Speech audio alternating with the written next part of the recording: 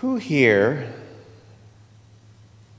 maybe monthly, maybe weekly, looks at real estate prices in Canada?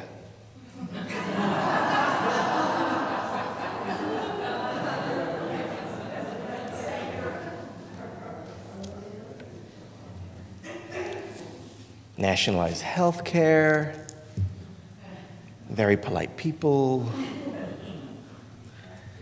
but the winters are a bit of a drag. Not everywhere? Okay.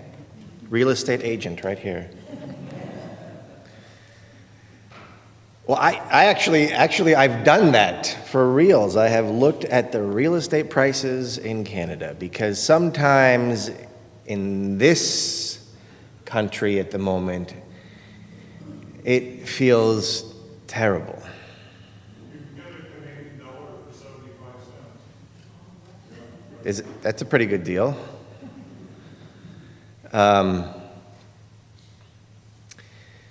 It just feels like our country is falling apart. It feels like our future is bleak. Take politics aside, it still looks bleak. And there doesn't appear to be a whole lot of hope without immense amounts of struggle. And I just want to check out sometimes. Of course, then you think, well, where is my responsibility? And how lucky for me that I would be able to do that, but not so lucky for others who I would be abandoning. But it does feel like terrible times that we are living through.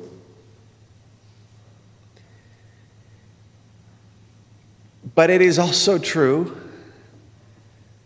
that these are some of the best times to be alive in the history of humanity. That may not say a lot for the history of humanity. But there is less poverty, a lower murder rate, and less pollution now than there was just 30 years ago.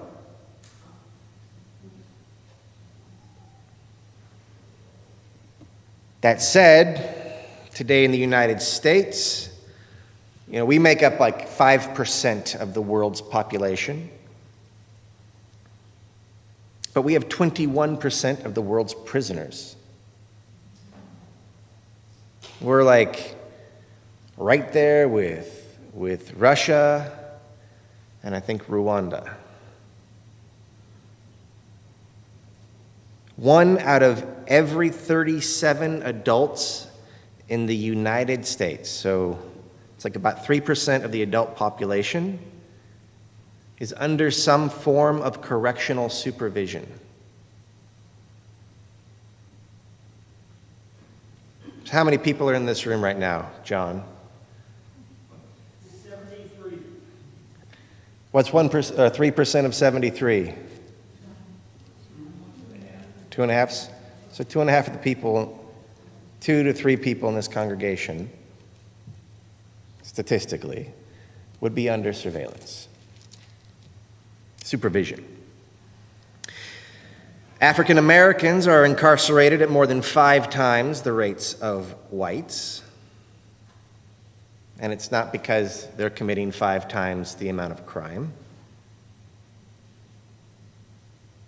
In fact, you can compare those because African Americans and whites use drugs, illegal drugs, at about the same rates, but the imprisonment rate of African Americans for drug charges is almost 6 times that of whites. That said, there's been a significant decline in the number of black prisoners in recent years. And that gap has actually narrowed so that it is half as wide today as it was in 2009.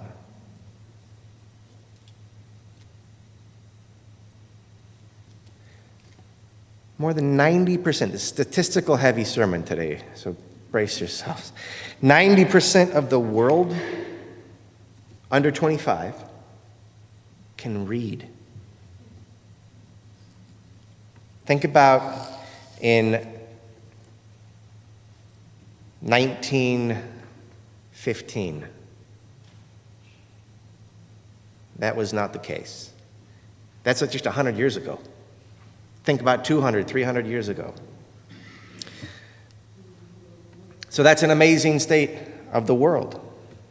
And yet the world's richest 1% are now on a course to control as much as 2/3 of the world's wealth. 2/3, 1%, 2/3 of the wealth by 2030.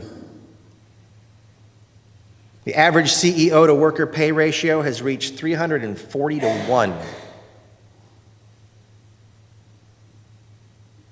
And yet, 200 years ago, 90% of the world lived in extreme poverty. Meals were in question on a daily basis 200 years ago for 90% of the people on the planet. And 37% of the world was in extreme poverty just 30 years ago. Today, that's down to 10. You live in a world where we have never had less poverty, less extreme poverty. Unlike all the other wealthy Western countries, midlife mortality for white males has gone up. We've seen a spike in suicide, drug and alcohol poisoning, accidental and intentional, chronic liver disease, and cirrhosis. So those are the things that are killing middle-aged white men at an unprecedented rate. Those are indications of social distress. Not to mention our healthcare system is in shambles and borders, in my estimation, on organized crime. And yet, for most of human history, life expectancy has been 30 years, and today it's 70. 250 years ago, in rich countries, 1/3 of the population did not live to be 5 years old. 250 years ago. Today, that is less than, and that's in rich countries, by the way. Today, 6% is the number that don't live to 5, and that is only in the poorest of countries.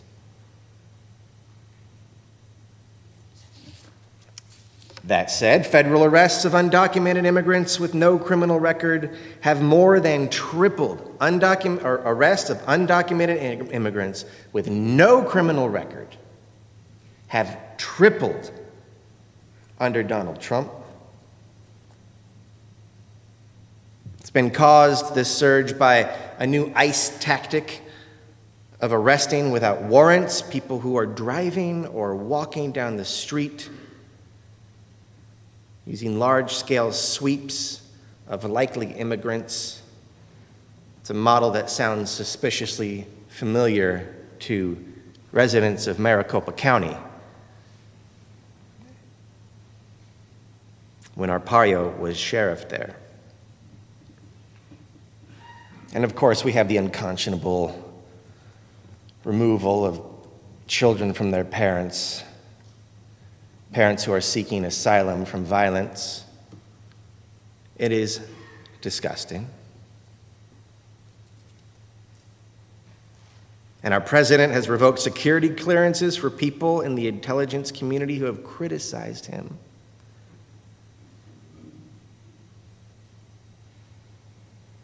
It's a borderline dictatorial move. The Center for the Study of Hate and Extremism in California State University found a 12.5% increase in the incidences of hate crimes in major cities since this administration has been in office. Another indication of social disease and a democracy that's crumbling. Eastern Europe, Russia, China, and the US are flirting with or are already full-blown autocracies, possibly fascist autocracies, and yet 2/3 of the world live in a democracy.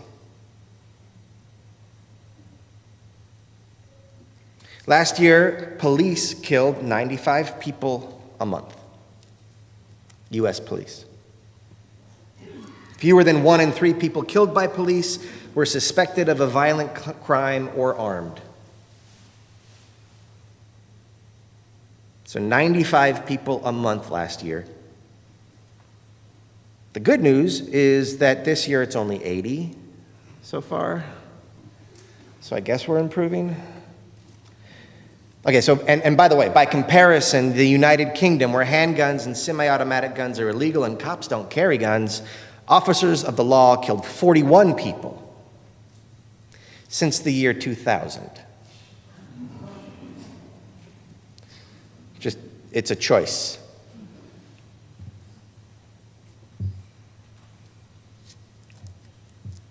It's a good thing that you could drink the water in Flint now.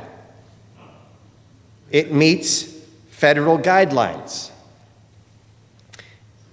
But scientists say that federal guidelines are not safe. So you can, but don't. And then sometimes getting better feels like getting worse, right? So like we're in this era of Me Too and Say Her Name, Black Lives Matter. It feels like there is more violence being done to innocent people. And perhaps that is a reflection of the truth. But it's also true that we are exposing that violence at a rate that we've never been able to do before.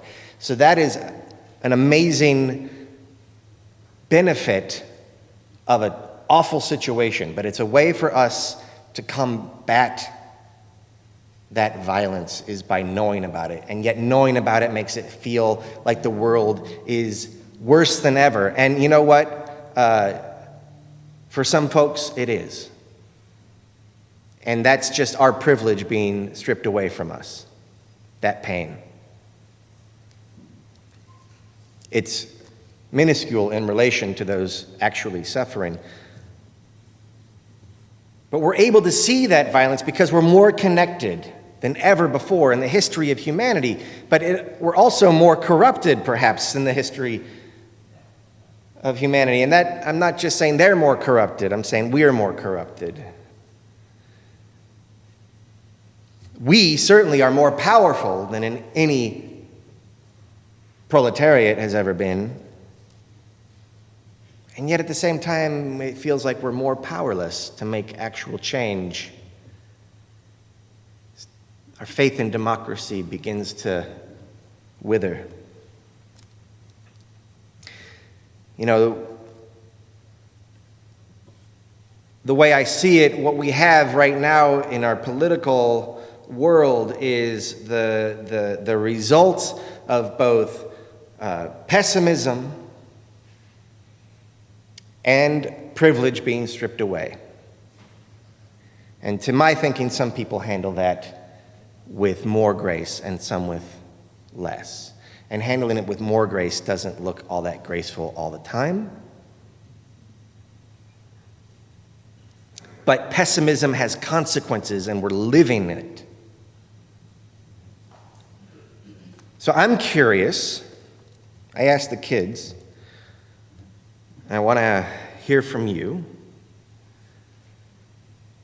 What is something that is better than ever? Better than ever. Let's orient to the good for a moment. What is better than ever? Maybe in your own life, or maybe just in human life. Access to healthy food. Access to healthy food. For most people. Access to information and communication. access to information and communication. Double-edged sword, but yes, certainly that's at an all-time high. A safe place to live. Probably for more. The murder rate is significantly lower now than it was in medieval times, certainly. And actually, it's less than it was 30 years ago. Yeah.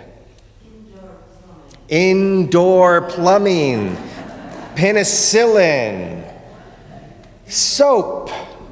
Soap is good, right? We have these amazing things in our life, and these are the basics that have enabled that life expectancy to climb, right?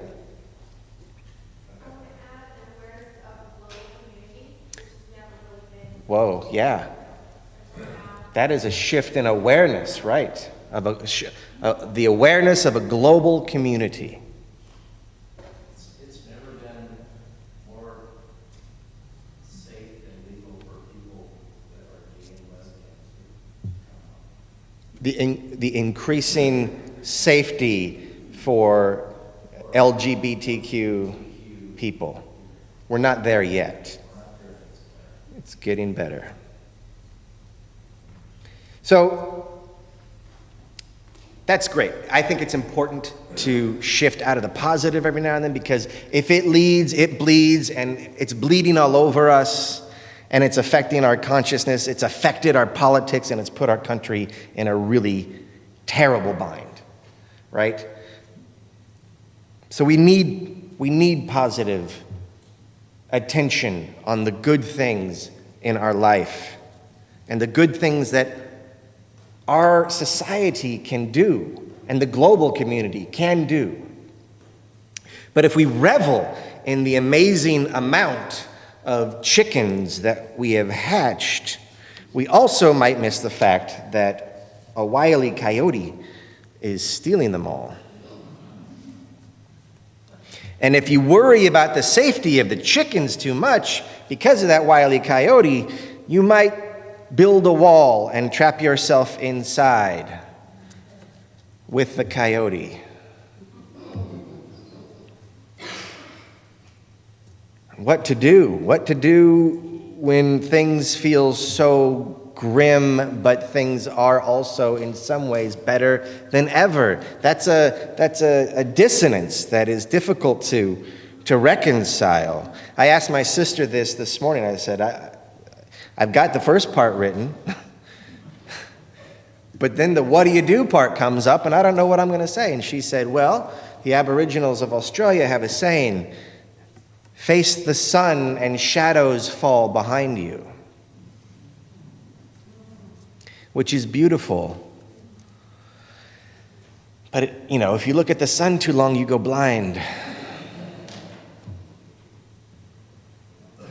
So what do you think we should do, given these wild distributions of perspective? Bob, what should we do? Turn off the computer, turn off the TV. Turn off the computer, turn off the TV. Go in a tree, climb a tree. Climb a tree. What was that? Throw the bums out. Continue with reason. That's it. Light a candle in the darkness. What does that mean? That means do what you can do within the space that you occupy. Bonnie. Read history. You'll learn the more that things change, the more they stay the same. Or that people come through. People come through. Yeah. The more things change, the more they stay the same. And there's two ways to read that. That's like yay, and also oh. But people do come through. Yeah. What do you got? Embrace our faith because it's so simple and it has a lot of answers. So we should embrace it and spread it as much as possible. Yeah. With your heart. With your heart. Absolutely. Yes. Focus on the simple, wash the dishes, hold the laundry. Yeah. Yeah. Yeah, that was my answer, is like to build that world. Focus on the immediate. light the candle in the dark, Richard. We need to talk to people who we don't know and whom we disagree with. Talk and okay, right. Share, yeah. So that's going to require some flexibility. To me, that harkens back to our opening hymn, because now we're dancing. I hate that hymn, by the way. It never ends. I'm like, let it be a dance, but let it be over.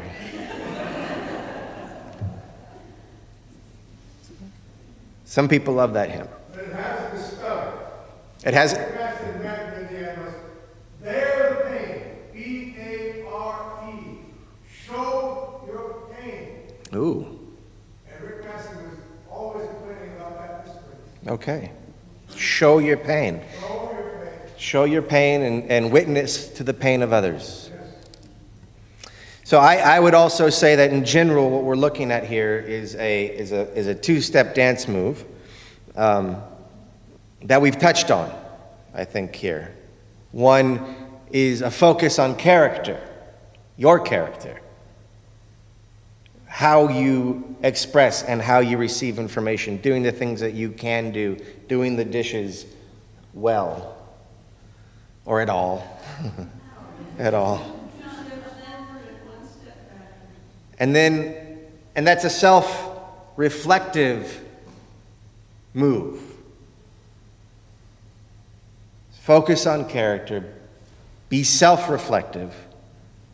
And then the second move is an other-interested move. Lead with your heart.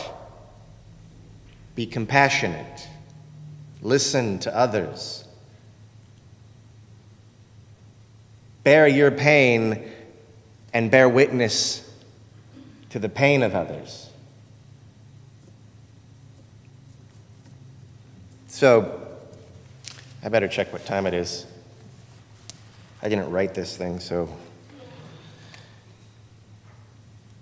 And congregational life. We can do all of this in congregational life. In fact, this is where we come to practice doing this. And this week, I have seen examples of this happening to some degree in our congregation. And I want to share with you a very, very profound moment at the conclusion of Cheryl's memorial service the other day. Reyes finds himself in need of some assistance that one of our justice partners, Interfaith Community Services, can provide, right? Now, Reyes and I speak different languages for the most part. We communicate, but it's mostly with smiles and hugs. But Judy was here to do some translation for the services, and she was down there doing some translation work. And Debbie, who is chair of our Justice Coordinating Committee, stepped in and said to me, quite compassionately, she said, "You're having a big old week.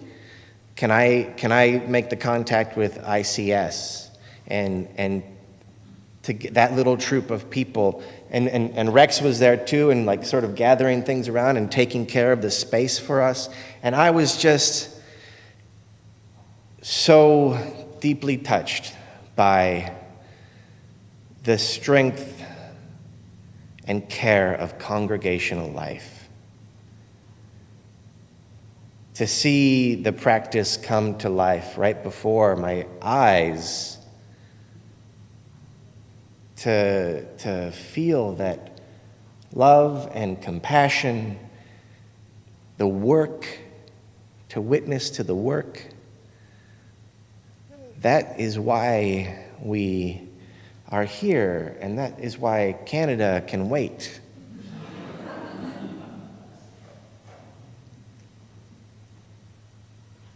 This congregation is sacred space. It is not all-knowing, but clearly there is ample wisdom and energy. And so together we dance.